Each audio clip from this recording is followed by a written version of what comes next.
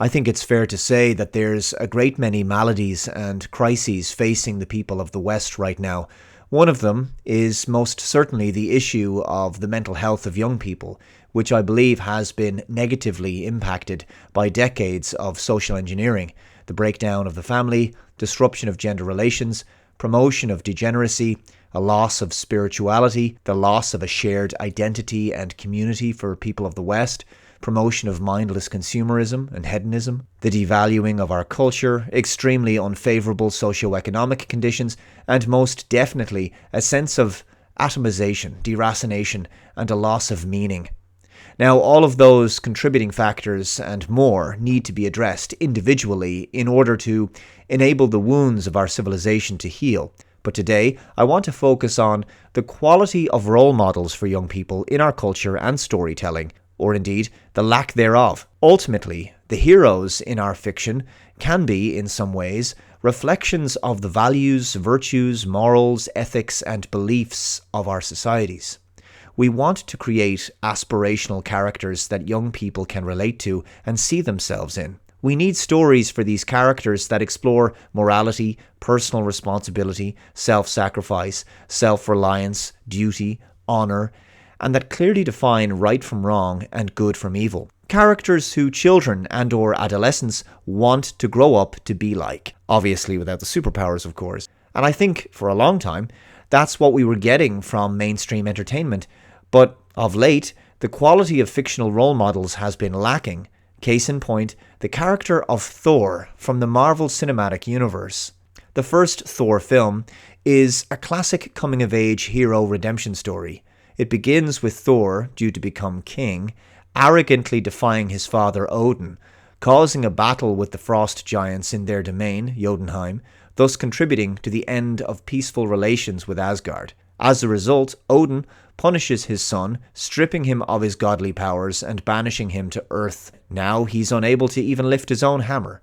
So the story is about Thor being humbled and forced to overcome his youthful immaturity and arrogance and to once again prove his worthiness, which is his story arc throughout the first film.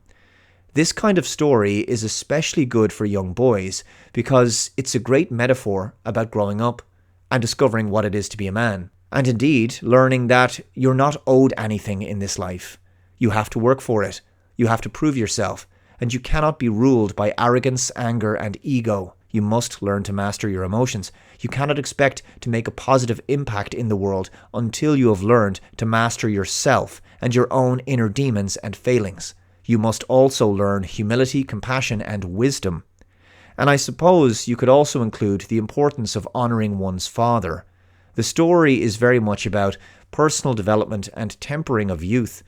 These are positive and timeless messages to relay to young people. But sadly, the character of Thor has been wrecked over his past few MCU appearances. Thor Ragnarok was more of a comedy that lacked any kind of important message in favour of witty one-liners and lots of irony.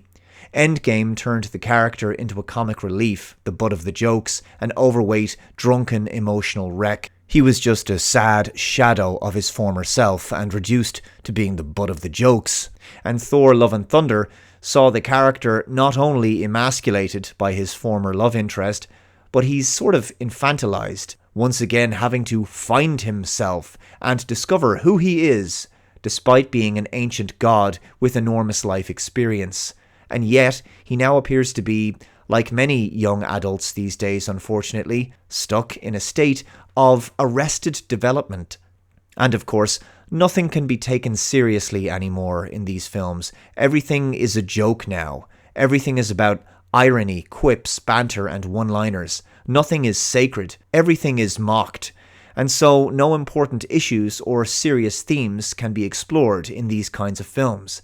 They may as well be parody movies. And what's more, they no longer provide boys and men with positive, reinforcing depictions of masculinity. The origin story of Spider-Man is one I've mentioned many times because it's an important cautionary tale for young people, because it's about learning that with great power comes great responsibility. Peter Parker has to discover that his actions as Spider-Man can carry serious consequences for him and those around him. Contrast that to someone like Carol Danvers, Captain Marvel, who I've previously spoken about several years ago. Here's an excerpt from that very video. Now, traditionally, superhero films have followed the tried and tested formulas of a flawed individual realizing, often reluctantly, after careful reflection, that they must change as a person, or they must be broken down, face their fears, and dig deep within themselves to either right a past wrong and seek redemption, or become a better version of themselves. They are forever changed by the trauma or crisis they faced, be it personal or external, or they must learn to cope with the responsibility of newfound superhuman abilities and make use of them for good, or they must learn to overcome a darkness within them and channel it for good. Either way, we as the audience respond to these kinds of stories because at their core, there's something virtuous and aspirational about them, and they speak to something within our human nature. Tony Stark was an arrogant narcissist who had to come to a painful personal realization of the consequences of his actions, that Stark Industries was not a force for good in the world, that he was arming nefarious regimes and innocent people were getting caught in the crossfire. He could no longer afford to be apathetic about this reality. He was wounded by one of his own weapons, captured, and forced to build a Jericho missile for a terrorist group. From there, he used his ingenuity to construct the first Iron Man prototype in a cave, and following his escape, he changed the direction of Stark Industries, discovering his true mission, eventually becoming a hero and an Avenger. This is the kind of character development that people find compelling in a superhero origin story. Stories of personal redemption like this are what hold our interest. We want to see the protagonist overcome their own limitations, realize a great epiphany, and battle their personal demons before battling the antagonist with a newfound sense of belief and purpose. This kind of story is timeless, and it's not gender specific. It works for both male and female characters. Audiences respond to superhero stories where small, self-centered characters become truly larger than life because they understand the value of selflessness. They learn about self-sacrifice and true heroism. They become better people, having realized the darkness and failings within them, taking responsibility for their past misdeeds or mistakes, and striving to become a better version of themselves, to become remorseful, humbled, and eventually role models. These characters began as a lump of clay and became molded by circumstances, trauma, or past mistakes into something extraordinary. Ant-Man isn't a great film, I will admit that, but unlike Captain Marvel, its humor works much better, and it's actually got some real heart and sentiment to it. There's some great action set pieces and some truly fun moments, and Paul Rudd is always hilarious. Similarly, Scott Lang has to redeem himself, starting out as a petty criminal and becoming a hero, but ultimately, at the back of it all, his true personal quest was to be there for his daughter, to become a better father. Like Carol Danvers, Spider-Man didn't earn his powers. He was just bitten by a radioactive spider, and Carol just accidentally absorbed some energy. But Peter Parker quickly sobered up when he realized that there were serious consequences to his actions. With great power comes great responsibility. So he had to learn to not lose the run of himself, or people around him could get hurt. This is not the message in Captain Marvel. Carol Danvers was basically always amazing. Her friend Maria even tells her as much. She tells her that she was always a great friend, an amazing aunt to her child. She was always funny and strong. So in other words, Carol was perfect from the start. She just lost some of her memories. And all that happens is that she gets back what she already had. She doesn't get anything new. She doesn't overcome a past mistake or learn some harsh lessons, or seek redemption, or salvation of some kind. She has all of this power now, and there's no mention of the immense responsibility that comes with that power. Such massive power could corrupt some people, but not Carol, because Carol's amazing and always was. She doesn't need to learn how to use it responsibly. She already knows, apparently. Once she stops letting the Kree, the Supreme Intelligence, the device on her neck, and Jan Rog from holding her back, then she can truly become the incredibly perfect and all-powerful superhero she was always meant to be. The hero she already was. The message of this film is a stock, standard feminist empowerment message. You're perfect the way you are, sweetie! As soon as the patriarchy gets out of the way, you'll get everything you're owed. At the end of the film, she tells Jan Rog that she doesn't have to prove anything to him. The message really is, I don't have to prove anything to anyone. This isn't the thinking of a hero. Carol does not learn anything about the value of anything. There's no personal challenge to overcome, and when she finally becomes all-powerful, she's literally flying through space, smashing into torpedoes like they weren't there, and flying through a massive spaceship, destroying it, cutting straight through it like it was butter. And the incredible CGI effects have no impact at that stage because it's all meaningless without character, without story, without conflict, without any difficulty or adversity.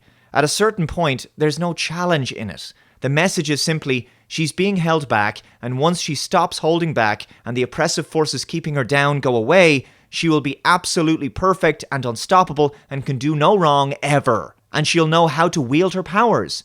Every other hero has to learn through trial and error how to wield their powers, but like Rey using a lightsaber and the Force for the first time, Carol just kinda knows intuitively. Now, this could easily have been rectified. They could have given Carol a dark past, some guilt and regrets to work through. For example, they could have said, well, Carol fought on the wrong side of a war for years and killed many Skrulls, because she was radicalized by the Kree, which is true, I suppose. So why didn't the writers choose to go with the narrative that she has blood on her hands and must atone for her past? Even though she didn't realize she was fighting on the wrong side, that doesn't change what she did. Now, that's some level of self-awareness and character development. That's potentially an heroic journey. It gives the character an opportunity to reevaluate her past actions. Now, of course, Carol does eventually fight on the side of the Skrulls, but you never truly get a sense of regret or a feeling of guilt on her behalf. She's not racked with a sense of inner turmoil. She never says to herself, oh my god, what have I been doing all these years? The reason for this is simple. If they had ran with that kind of character arc, it would have made Carol seem like less of a victim. Feminists want women to always be seen as the victim, so Carol cannot be allowed to take full responsibility for her past actions. She must always be painted as a victim of the Kree, the Supreme Intelligence, her parents who didn't encourage her, especially her father, the mean guys in the military who laughed at her because she couldn't climb a rope, the guy who told her that they'd never let her fly, Jude Law's character who tells her she's not good enough. So a lot of the new Hollywood productions are not providing young men or women and boys and girls with strong role models to learn any kind of real-world valuable lessons from. Because culture is ultimately the story we tell ourselves about ourselves, it does matter. It is important for a people to have cultural stories and archetypes that speak about who we are, who we want to be, and what we value. So I'm going to conclude this video by asking you guys to leave a comment below with your recommendations of films that have solid role models for young people and a positive, uplifting, or inspiring and educational message or moral story in them that would be genuinely beneficial for young people. Finally guys, head on over to the Dave Cullen Show store on Teespring and pick up one of my mugs featuring the beautiful channel art designed by the very talented Brian Martinez. There's lots of different designs to choose from, so please check those out. The link to the store is in the description box below. Not only will you be helping the channel and the work that I do here, but if you get your order in soon, hopefully it'll arrive before Christmas. Thank you very much for watching this video. Take care, and I'll see you next time. Bye-bye.